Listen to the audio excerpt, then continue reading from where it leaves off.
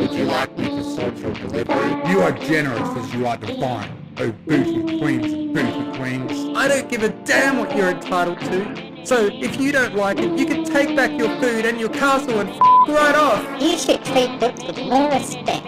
Welcome to Mystery Pony Fiction, hosted by the Mystery Fluttershy fan. When the Day Became the Night by Xiutik. She did it. Sunny Star Scout ended racism after centuries of fights and wars and downright alienation between the three races. She and her friends managed to save all that was lost, and by bringing back friendship, magic soon returned. Don't wait for me, honey. Don't wait, 'cause I'm always heading your way. It was a busy afternoon. A lot of explanations were due. Earth ponies learning that Pegasi and unicorns weren't, in fact, out to get them. All of them had a lot to unlearn. But Sunny and her friends were patient and diligent, and they were together all afternoon long. With their newly returned magic, all ponies pitched in to help rebuild Sunny's lighthouse. The Pegasi had flown straight to Zephyr Heights as soon as they could to share the good news. But the sisters remained. By dinner time, the lighthouse was good as new, and the unicorns started walking back to Bridlewood, all but one. "I don't want to leave you just yet," Izzy admitted, as Sunny carefully hanged the repaired picture frame on its usual spot. "I know we're done, but what if you need help with something else?" Sunny chuckled softly. She was exhausted. It had been the longest 3 days of her life, but she knew exactly what Izzy was talking about. She turned to see Hitch in her kitchen making dinner. Zip was moving some furniture to try and leave the house as before, but mainly to try out her now functional wings. Pip was taking pictures of the rest, saving those glorious memories for the future.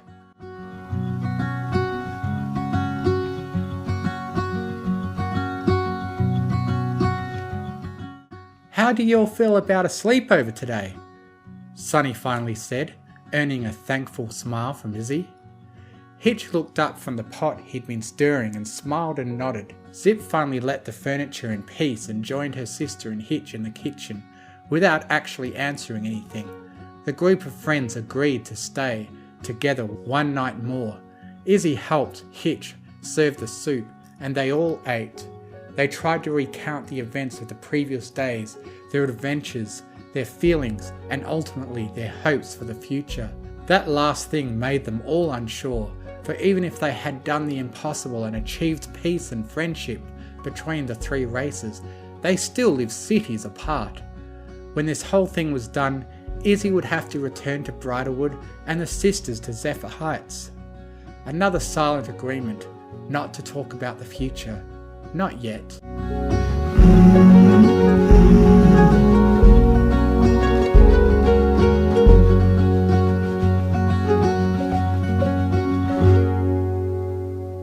When dinner was done, they arranged pillows and blankets all over the living room, and, one by one, first Izzy, then Sunny, then Zip, they fell asleep.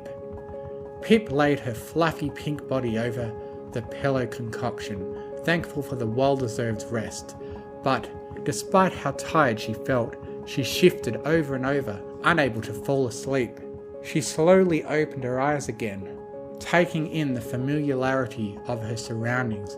It was the same living room she spent the afternoon repairing. Her sister and friends were lying beside her, snuggled with each other. She watched them dream peacefully, maybe expecting to share said dreams. For a moment her eyes locked with Hitch's.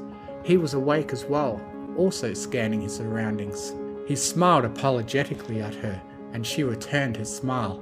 "You can't sleep either?" he whispered, careful not to wake up any pony else. She shook her head. Hitch slowly stood up, without a sound, and gestured for Pip to follow him. They went up the wooden platform, with pulley system and up to the top of the lighthouse. Neither said anything for a while. They sat together against the railing and looked at the houses and stores in the dark, lighted by the starry sky and a pale moon. Pip was amazed by how quiet Maritime Bay was. The only noise she could hear was the distant waves in the shore and Hitch's breathing. The reminder that, after all, even in her restless nights, she was no longer alone.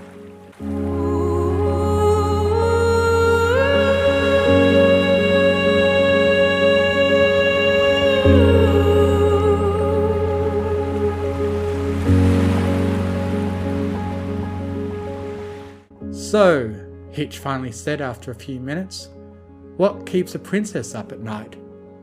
Pip sighed.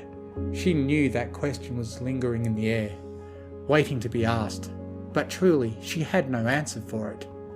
I don't really know, she shrugged, avoiding the stone's look. I guess I just don't want to go back to my old life, not after all of this. He nodded. If it makes you feel better, I don't think anything will ever be the same. That somehow made her feel even worse. She said so. Oh, Hitch said, sorry. She smiled and met his gaze. No, I'm sorry, she said. It's not your fault, or any pony's for that matter. I've been thinking. Before you all, I didn't have any friends at all. I barely talked to Zip. Most of the times I doubt she even likes me. I guess the future scares me because I don't want it to be like the past. He listened carefully, trying to think of something to make the beautiful Pegasus feel better. Under the light of the moon, she looked radiant. Not that she didn't look radiant before, she always did. But after the first time he saw her, this was the only other occasion he got to look at her long and slow, to really take in her beauty. Her curled purple hair was messy, her fluffy wings sparkled as if they had glitter, and her eyes, so tired, so pretty. His heart skipped a beat every time she looked at him. How could such a graceful, talented and gorgeous pony not have any friends? As long as I exist, you will never be truly alone, he said, without realizing how deep that was. Sorry, you must think I'm pretty corny. She giggled. Even her laughter was adorable. He wished he could listen to that laugh 1,000 times more. Thanks, Hitch. You too, she said. I guess neither of us will ever have to be alone now. He smiled as the two slowly leaned close to each other, side by side. Pip leaned against Hitch's muscular shoulder, an electric feeling flooding her entire body. He felt so good to be around. At least, now that the secret's out, I won't have to keep up appearances, she said after a short silence. I don't even know if I'll be a princess after today. Why not? Our entire royalty was built on a lie, she explained. Maybe it's for the best. A new government, a new ruler, and a new identity for Pip. No longer Princess Petals, the perfect pop star. I can finally be the real Pip. He smiled for what seemed to be the millionth time. His hoof slowly went against her back as she shuddered. The beachy breeze was turning cold as the night got older. Pip noticed this as well, and she unfolded one of her wings to surround his body under it.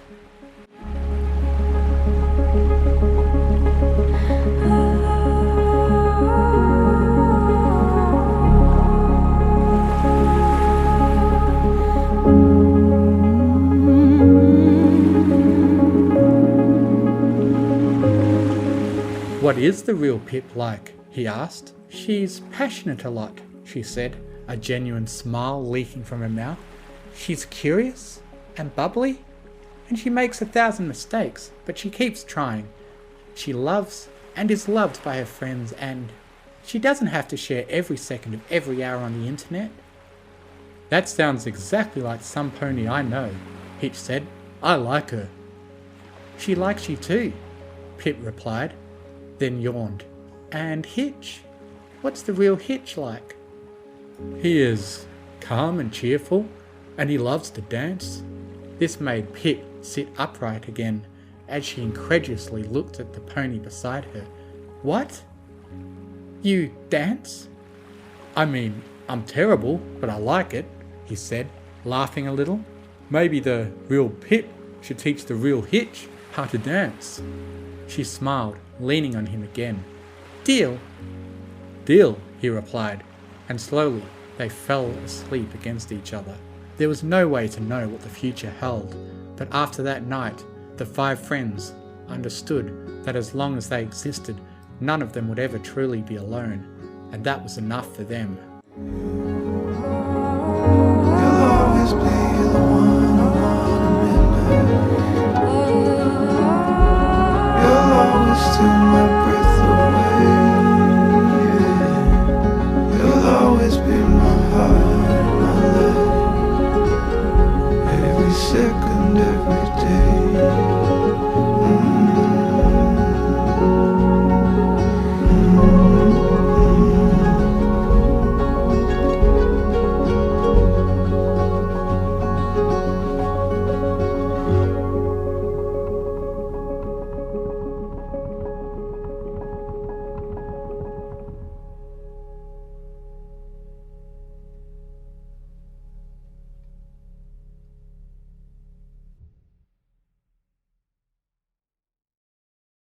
Thank you for listening. If you enjoyed what you heard, please consider joining my Patreon, patreon.com/TMFF, to get early access to audiobooks and to be able to request I do a reading of what you want, provided the author approves. Thank you to Artlist.io for providing the massive music and sound effect library that I have to work with. And most of all, thank you to the bronies who write the amazing stories that inspire me to make these. Fluttershy and Izzy are best ponies. I now have a Discord server where you can join in and chat with other fanfiction fans. If you enjoy what I do, you can donate to me on Ko-Fi, links in the description.